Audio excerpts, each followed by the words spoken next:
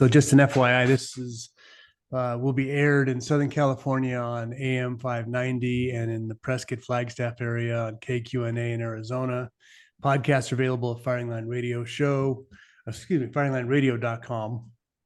And we also have Instagram and stuff like that. So you can find us all over the place. And anyway, we'll get going. Good deal. That's your cue, Danny. Okay, here we go. Welcome to The Firing Line with Philip Naiman. The Firing Line radio show is brought to you by Turner's Outdoorsman, IndustryGreetings.com, CCW Safe, Cutting Edge Bullets, Vortex Optics, Vortex, the Force of Optics, and by Philip Naiman and Cornerstone Christian Wealth Management.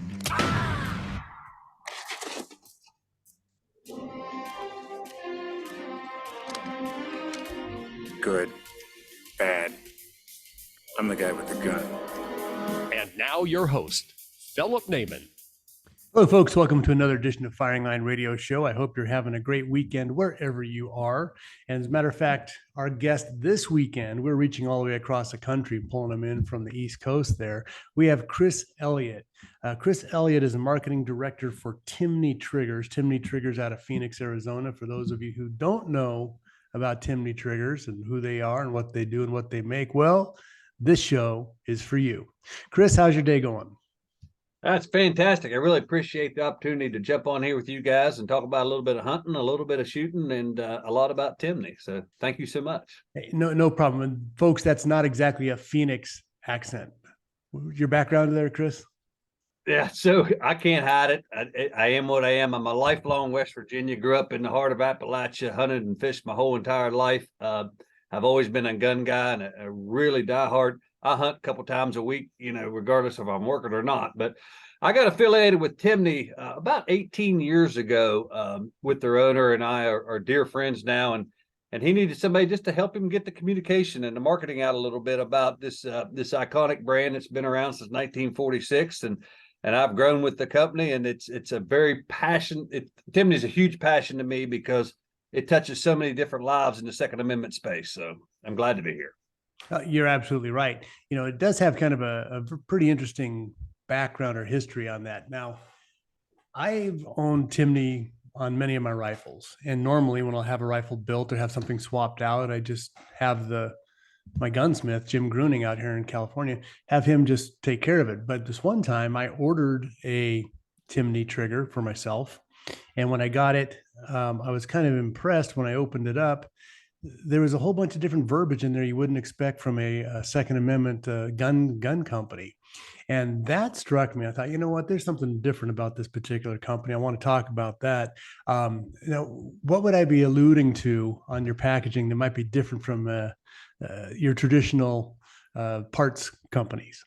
Well, there's a couple of things. One, we always send a Tootsie Roll Pop with every trigger, there's been theories about that. Are we calling people suckers? And it was a really simple thing. We just at one time around Halloween, many years ago, we had some Halloween candy around. We thought, wouldn't that be cool if you send somebody a trigger and they got a little surprise? So we've been keeping that Timney Tootsie Roll Pop in there for many years. And then I think what you're referring to is the little verbiage there, let go and let God, which was something that just kind of reached out to us early on many years ago, and people responded to it. So it's a tradition. We throw it in there.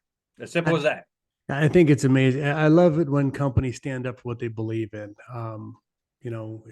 We see enough of the woke agenda, people bowing to pressure. I just love it when people stand up straight and say, here's who we are, here's what we do, like it or lump it. But this we're not changing.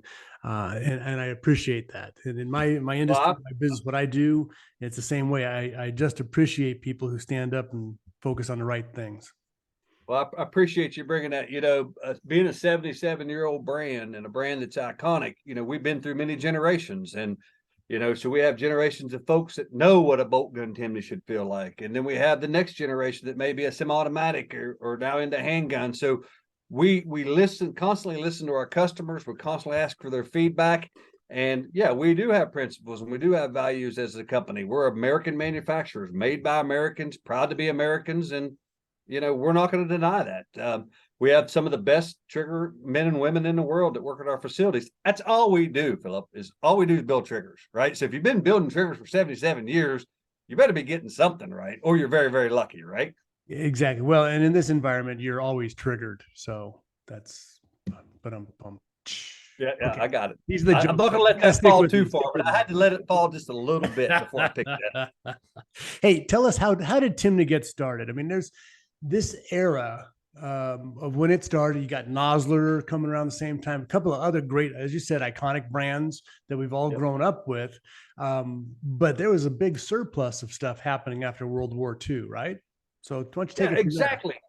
If you know American history or how it's made or American manufacturing, 1946 was a pretty big time stamp on the history of America. A lot of folks were coming back. We just won a war. We're proud of this. A lot of men and women were bringing back service rifles. And truth be told, back then, they really just wanted to go deer hunting. And they were like, okay, how do I sporterize this? Sorry, it's probably not a word, but it's a word I use. How do I sporterize this firearm into something that I'm proud of to take deer hunting? Well, the first thing they looked at was, I probably need to become a little bit more accurate with this firearm. And the accuracy can really come with knowing a lot about your trigger, or at least the muscle memory behind your trigger. So Alan Timney, genius man, he came out with, in 1946, think about Mausers and Enfields and Springfields. And he came out with a trigger with the same philosophy we have today. It has to improve the overall platform of the firearm. It has to be easily installed with common tools like kitchen table type installation, right? And it had to be adjustable to the consumer. It had to be what they wanted. And if it's meets those three legs of the stool, it's still a Timney today. But yeah, our history is deep, deep into Americana, and it was deep in the fact that people had this wonderful relationship with a firearm, and they want to take that firearm and go hunting. And Alan Timney was smart enough to realize, if I could create a true drop-in trigger that, I'm not saying everybody can install it, but generally most people can install it without any problem, put it right into a firearm and if you're over 40, you for sure can install it. If you're under 40, you'll look it up on YouTube how to do it. We had a trigger come out one time. I can't remember what model it was. It was not that long ago, maybe 10 years ago, and it got written up into Field and Stream. And the writer wrote, it was harder to put together, or it's harder to install than putting together a gas grill during the Super Bowl. And we were like, that is the greatest statement ever. And they were like, are you mad? And I was like, no. He's a gun guy, and he can. So we had to redesign that, and it ended up being our 1022 trigger that is today, which is one of the easiest ones to put in. But yeah, one way to go.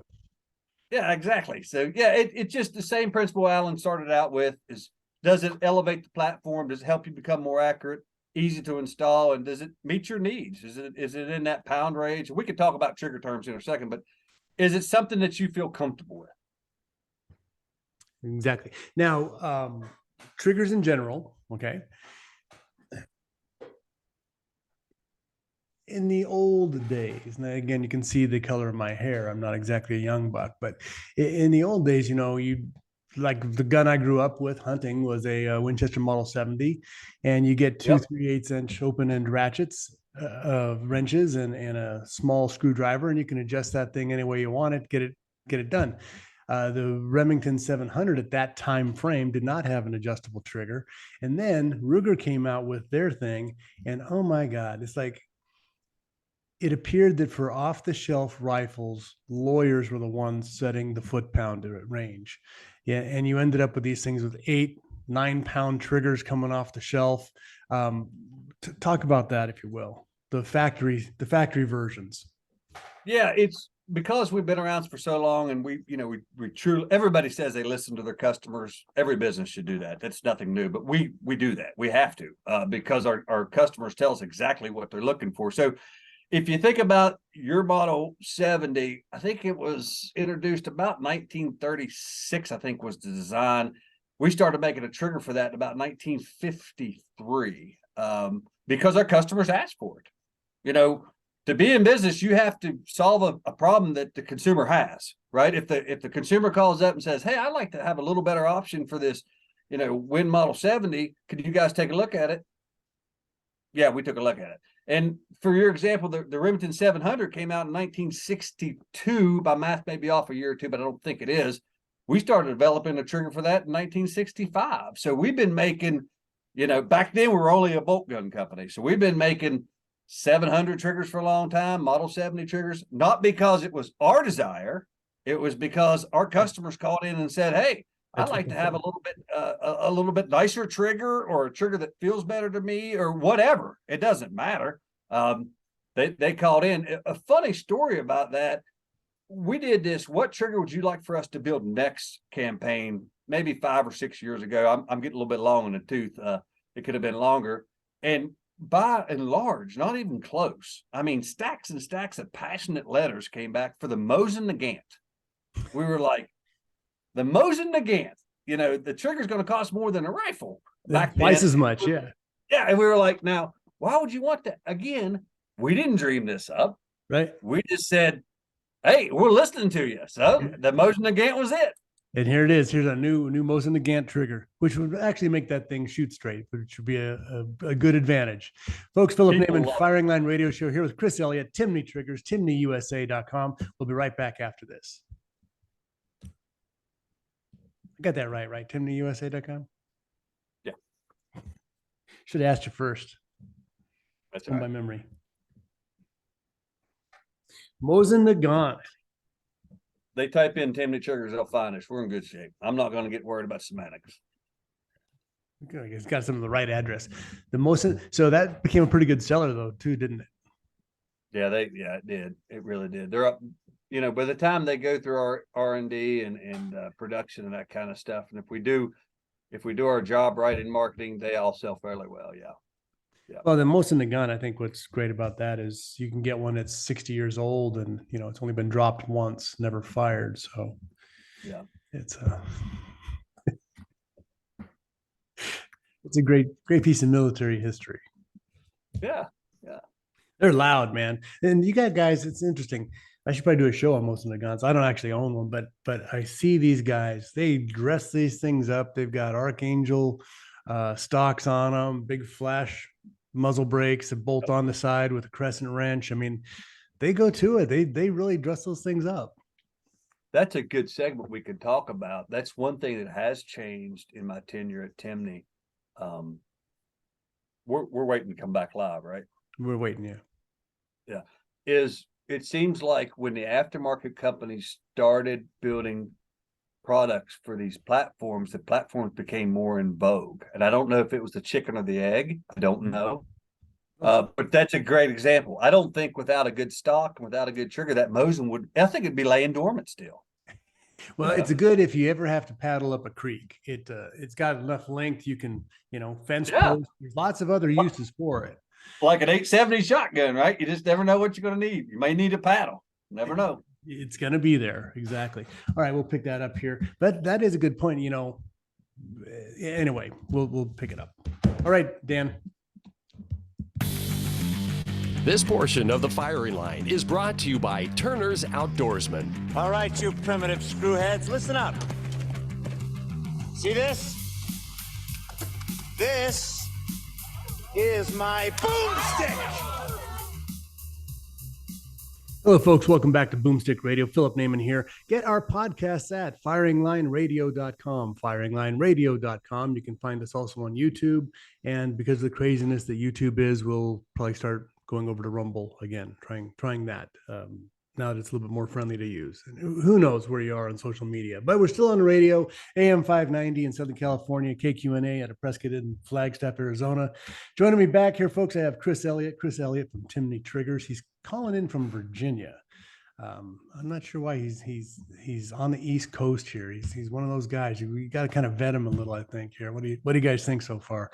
How are we sure you're not one of them on the East Coast there, Chris? Well, I'm from West Virginia. I'm the state that's wholly in the Appalachian Mountains, and we tend to stick to ourselves, if you know what I mean. And we've been around a long time. It's a bunch of. I apologize for my accent. I've been talking all morning, and it gets worse as I talk. I was born with it. I can't correct it. I could try to hide it, but it's going to awesome. come out eventually. So you might as well just get used to it. How sad would it be to have a regular voice that doesn't say anything about it, like mine? You got a great voice. It's perfect for that. Hey, Timney Triggers. We're talking the last time as we went off here. Mosin-Nagant. You guys are even helping them improve those things. And one of the comments you made was that it appears that the more accessories come out for a rifle or a chassis or a system, all of a sudden the more in vogue it is. And that's something I've noticed early on when I started shooting my rifles more, that if I wanted a really good stock or detachable box magazine, I had to switch to a 700 platform. That was before the Tikas and everything else came out like that. But the 700 footprint accessorized, the Winchester Model 70 did not. And you look at through history, they were neck and neck in production and in sales.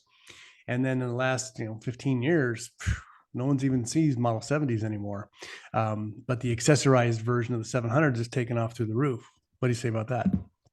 Yeah, kind of having my finger on the pulse of the firearm industry for, I don't know if I was the one all tell all, but I mean, I've been paying attention for 19 years. Let's say I've been paying attention for half that time, 10 years. It's probably more realistic, but no, one of the things that our customers tell us about is they tell us about products that are platforms that they're building off of, or it was totally different when I first started. I mean, if you think of a good, fine bolt action rifle, you may saved up a little bit of cash this year and put a good piece of glass on it. Next year, you may have been working around for a little pet project hand load, a bold load combination, that kind of thing. Maybe you're going to elk hunt, maybe you're going deer hunting, whatever. And then finally, you may have found it, you may find your way into a trigger, for example. Old Betsy over there in the corner is your deer rifle, and you want to do something fine for old Betsy, you put a trigger in there. I get that.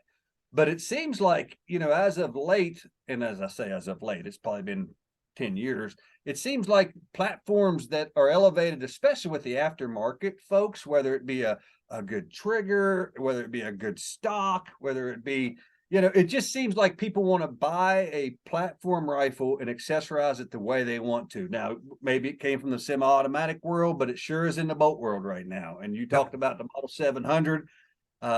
People are not only buying originals, but clones, and they're checking them out, not even for precision long range shooting, precision long range competition, hunting. We had to make a couple different triggers a few years ago just for those different genres that people are taking that 700 bolt gun to. Me being a lifelong hunter, you set my trigger at 3 pounds, I get that same muscle memory. You take out all the variables like slack and creep and grit and all that nasty stuff. It almost becomes a mental decision when I see that elk or whitetail out there at 150 yards. My brain calls for the shot.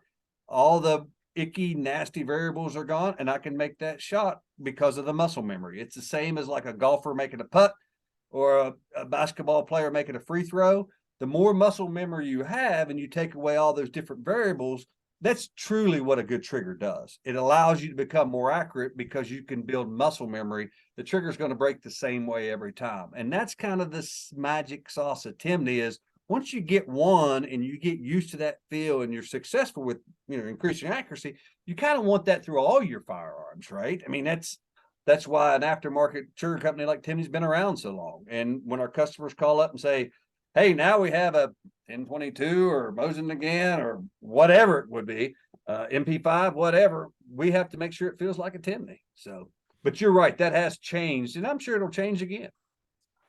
So let's talk about accuracy improvements. A lot of people will ask, what's the first thing you can do on a rifle? Whatever you bought, a Savage, a Bagheera, Tika, say whatever you bought off the shelf, what would be the best thing to do? And a lot of companies do not want you messing with their factory trigger. I think Remington has had a few issues over that. But what if you're going to accurize a rifle, hunting, long range, just precision shooting? What are the changes you would recommend? Well, first of all, I'd take a holistic look at that rifle and say, okay, how can I become the most accurate with that? If the stock doesn't fit, forget about it. It's the same with a shotgun. We know that. If you can't have a nice point of aim, there's something mechanical wrong with the rifle where I can't physically put it to my shoulder, look down the sights, look through the scope. There's something on. I would start with the foundation. Foundationally, does it fit me? Foundationally, does it feel good? Could I shoulder it? For a hunting scenario, we don't carry benches in the woods. Well, very few. Most of us don't. Yeah. Yeah. So if you're hunting, does it feel good shooting prone? Does it feel good shooting off a backpack, leaning off the side of a tree? Does it physically feel good? If that checks the box, yes, I am comfortable with this rifle. Then you need to think about, how do you fine tune this to get the most accuracy out of it? And I know I'm biased. I don't mean to sound biased, but a trigger is a good place to start. Now, not every firearm out there needs a trigger replaced. There's some great triggers out there. We happen to make triggers when our customers ask that are Timney. And that will allow them, again, through muscle memory, they know exactly when that trigger is going to break. There's no surprise going off. You know exactly when that trigger is going to break. And once you get that muscle memory built up into your brain, then again, it's more of a mental decision. I can make that shot. I practice at that distance. The wind is right. The critter's standing still. And it becomes time to take the shot. And precision long range shooting has taught a lot of us that as well. Those guys are taking that scenario to extreme levels, not necessarily extreme, not the correct word, but to a longer distance than would have been necessarily in just a typical hunting situation. And if you do shoot long distance, all those things get magnified. If the fit doesn't fit correctly, if the trigger doesn't go off, doesn't break exactly when you want it to, all those things are magnified the further down the range you go. A little bit here on the front end goes a long way on the back end. So, yeah, one of the other companies, Accuracy Solutions, talks about the difference at 500 yards with a 1/16 of an inch movement at the back of the stock, how far off you are down there. And if you've got a trigger that either breaks inconsistently or literally you have to focus on pulling all the way through it, you're adding impulses, physical impulses into the shooting solution that are going to deteriorate your accuracy. Oh, so the hillbilly in me, you brought it up. You're talking to him. Hillbilly in me is, if you want to hit the same place twice. I said East Coast. Yeah. Okay. All right. Maybe I took it too far. If you want to hit the same place twice, the trigger's got to break the same place twice, or you're getting lucky. It's just fact, so the more that you can increase your odds that everything is exactly the same, just like a golfer, just like a basketball player, everything is exactly the same, then you have the ability to build on that muscle memory and become very, very, very accurate. That's just fact. Now, having said that, you can learn how to shoot with let's say a not so good trigger. You're going to take you a little bit more time. It's going to take you a lot more muscle memory. People do it all the time. I've watched some great shots with people that using not so good triggers. Does it accelerate? Does it become? It's a little longer process, in my opinion, than breaking everything. Like I set all my bolt guns to 3 pounds. I'm a hunter. I can pick them all up. I know the muscle memory. It doesn't take me long to 1-0. I'm good. Inch high and a half, or inch high at 100. I'm good. Let's go elk hunting. That kind of thing. But there are people that like to do it the old fashioned way, and God bless them. For example, for a million years, we never made 2-stage triggers. I always said, why in the world would we make 2-stage triggers? They're icky. We make precision triggers. We make finger on the trigger shoe, really, really nice, comfortable wall. You put the pressure on it, boom. Now, 2-stage triggers blows my mind. We make 2-stage triggers. I've watched a lot of people shoot the 2-stage trigger better than they ever would a single-stage trigger. I was completely wrong. You know what? Well, it's what they want. You're making what they want. Folks, we're going to come back with Chris from Timney Triggers. We'll tell you what a 2-stage trigger actually is right after this. It's like a Texas two-step, but it goes bang. Yeah, it's great. Yeah, okay. If your brain works, ready, set, go. And I'm telling you, Philip, I was dead wrong for years. I bet I told 1,000 people, no, we don't make 2-stage triggers. Why in the world would we make a 2-stage trigger? And then I had a dear friend of mine who was a game warden here locally. He military, I don't know why, right? But he 2-stage, and we went out to my farm, and he can shoot. The old boy can shoot. There's no doubt about it. We went out to my farm, and we put in a 2-stage. We just started coming out with one for a Remington 700, and I watched his groups shrink, and I was like, "You're kidding me?" And he was like, "No, I can shoot this much better than a single stage." And I was like, "Okay, I get it, right? I can't." So it's ready, set, set, shoot. Hold on, maybe. Nope. Here's a little story. I'll tell you when we come back. All right, Dan. This portion of the firing line is brought to you by CCW Safe by Philip Naiman and Cornerstone Christian Wealth Management. Spartans, lay down your weapons! Persians, come and get them! Hey, folks, welcome back to Firing Line Radio Show. Philip Naiman here with Chris Elliott of Timney Triggers, timneyusa.com. It's where you're going to find them. And they've got like 170 different models. So there's really no reason why you're not slapping them on your guns here. Years ago, and I'm talking about when Moses was in short pants, that's how far back this was. I worked at a gun store when I was 18, 19 years old and did little light gunsmithing. And so I fixed this guy's trigger on his Model 70.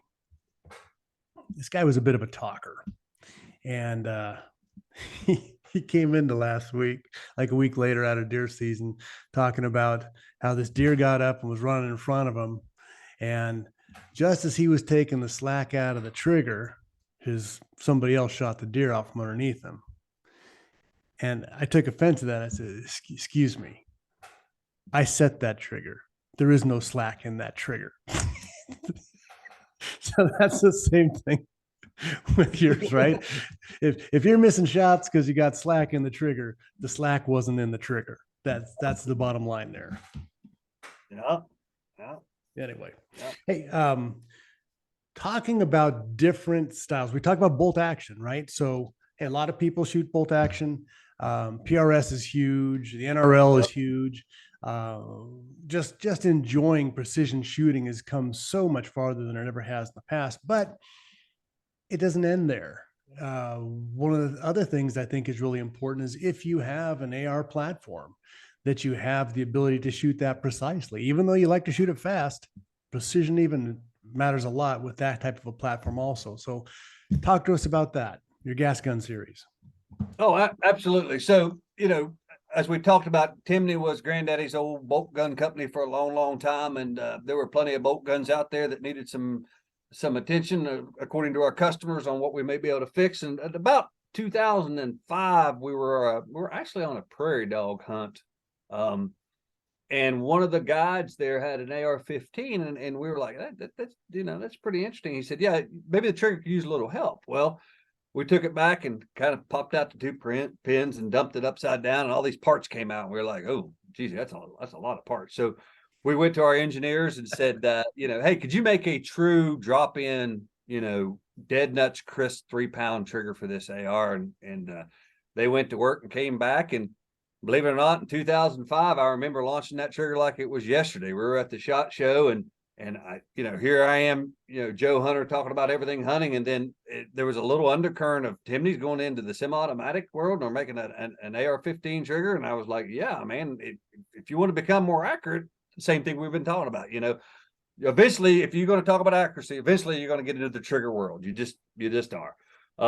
So we made what's considered now the gold standard of, AR-15 triggers, and we make them at 3 pounds.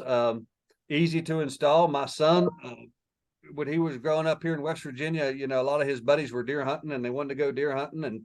And my son, I took him down to a friend of mine, and we tried a lever gun and a bolt gun, and we tried a break action rifle. And he was a little kid then. Well, he gravitated towards that AR-15 because it fit him right. He liked it, and he could shoot it. So we built him one for deer hunting here in West Virginia. And I bet for the first 3 or 4 years, I don't know how many deer, but he was very accurate with that rifle, and he brought home a lot of meat for the family with that rifle. So again, platforms are going to come and go. Yes, you're going to be a bolt gun, it's going to be in vogue for a while. Then you're going to be an AR or a semi-automatic. Then it might be ammo gets kind of goofy, and then everybody starts going to 10-22s or rimfire type things. And then you come out with precision long range guns, and next thing you know, you're having people ask you for MP5 triggers and that kind of stuff. So we just listened. We think we know what we're doing when it comes to what triggers people want, but our customers know a lot better than us, and they tell us exactly, which one. Does that MP5 trigger you just came out with, does that work on the HK MP522? 22. I don't know about the 20. We just launched it, so I'd I have just to. saw I'm that. not- yeah, I don't know about that one. You might have got me there, but I'll get back to you on that one. So, Well, I don't have the real one, but I got a really nice fake one, the HK Yeah. 22. Yeah. Um, Yeah. So, you know, AR-15s, you also have AR-15s that are not just fixed, AR-15 triggers and AR-10 triggers that are not just fixed at 3 pounds, but are fully adjustable, different shoe sizes. I mean, how many different versions are there of that? man, we keep A again listening bucket to our full, customers. right?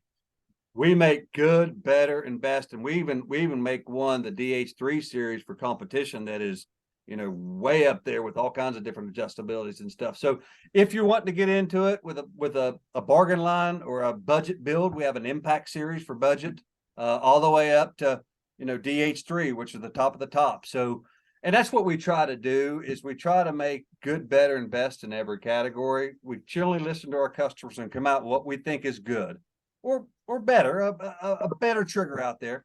And then our customers come back and say, okay, we want these features. All right, well, we'll work on those. And then we'll have a group of folks that'll come back and say, we really like your triggers, but we're, you know, especially during the AR time when it was everybody seemed to be building them and it was budget basement type thing. We came out with a trigger that's a fine trigger, an impact trigger for an AR. And the same thing we're trying to do with all the different, I mean, it behooves us, right, to listen to our customers and have entry level all the way up to the finest of the finest. So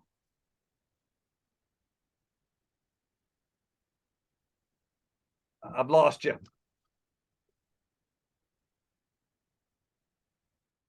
think you're muted, Philip. How about that? There you go. You're back now. I thought, oh my gosh, I'm gonna have to. Anyway, don't know how that happened.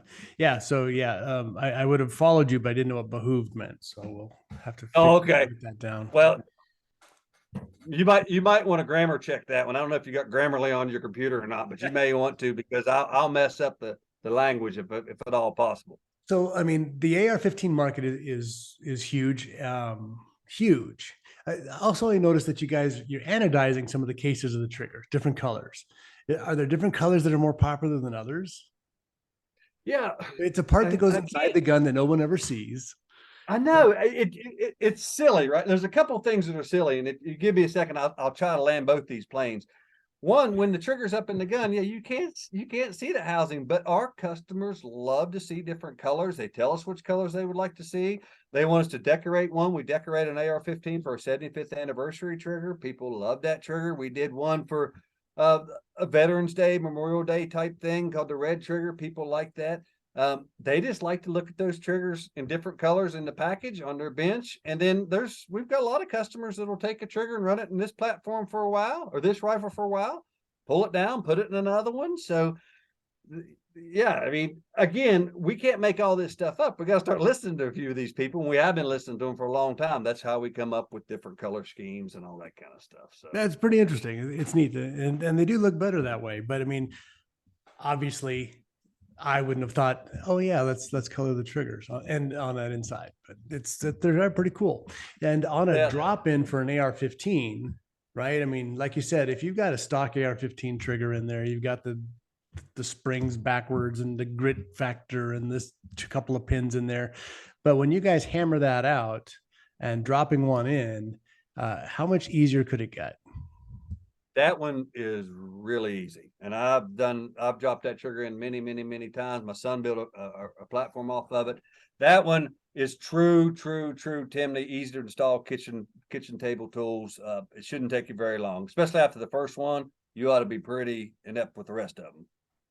And that's the way it is with this show, folks, is after you've done your first AR-15, now it's faster to do the rest of your AR-15s. You know, one of the things my wife says is, how many guns do you have? And I said, I don't know. She goes, how could you not know?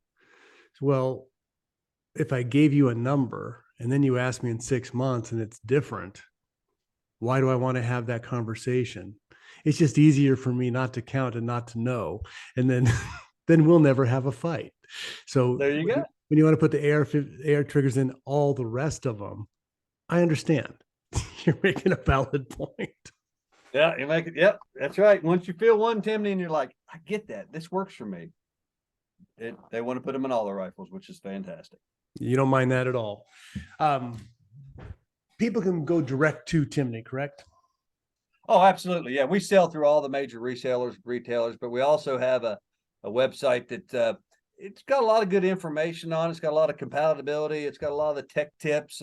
We have a great customer service department, as most companies do, but we also have a great tech support. Again, we only build triggers.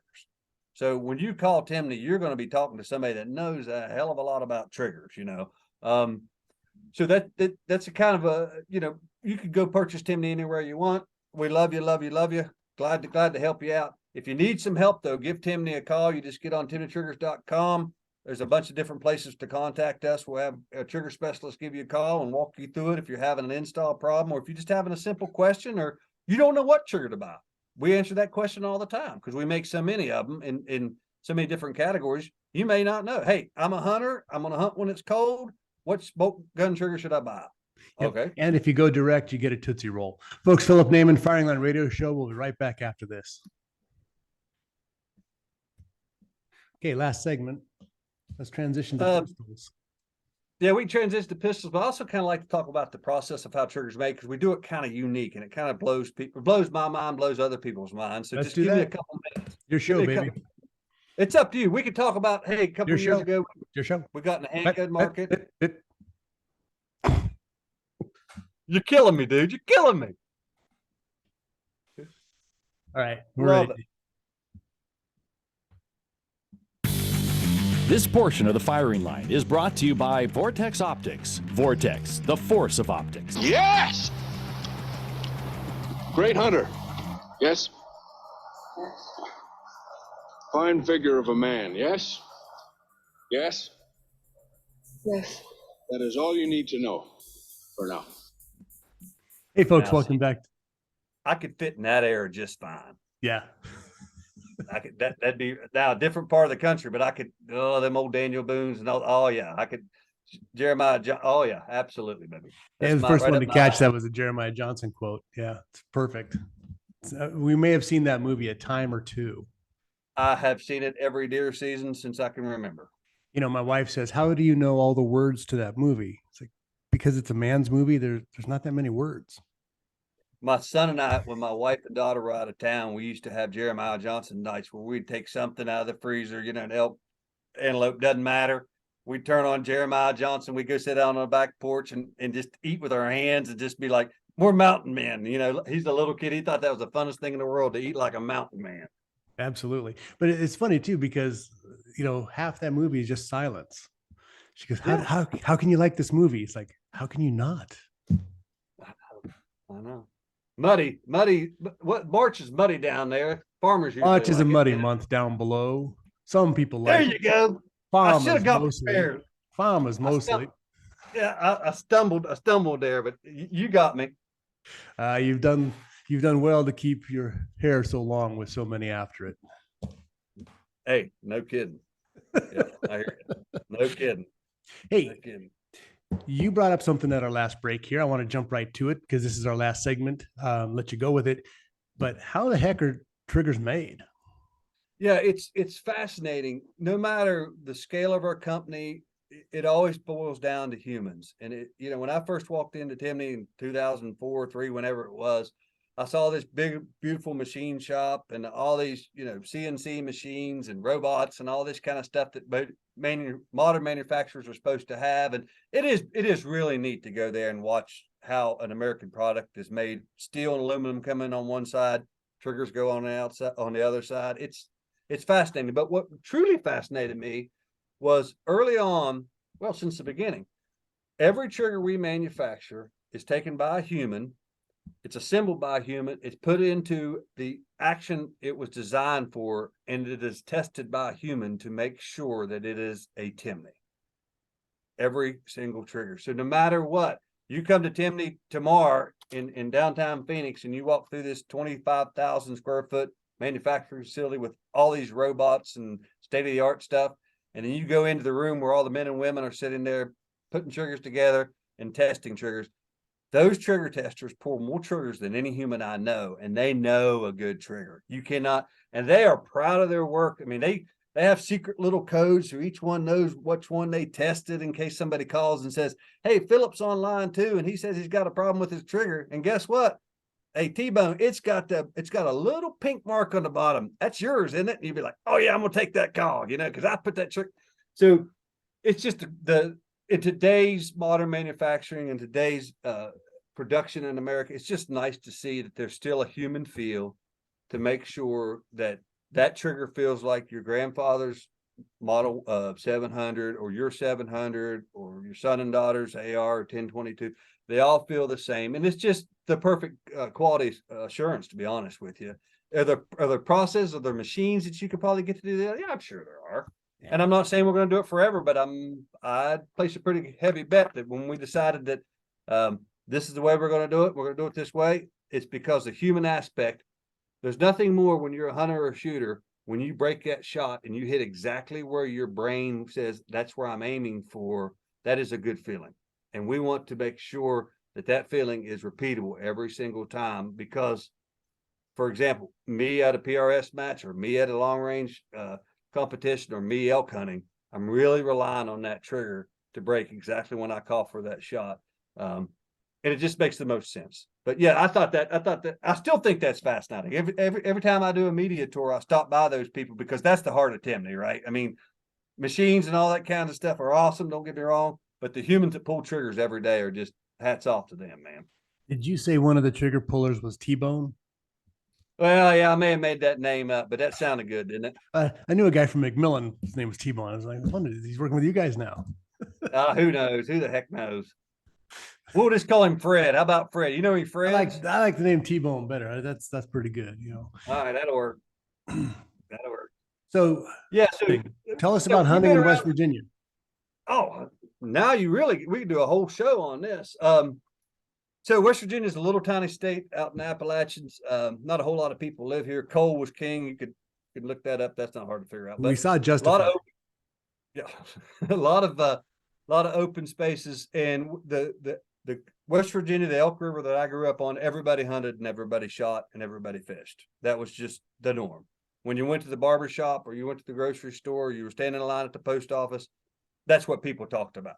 I don't recall ever not talking about hunting or shooting or fishing.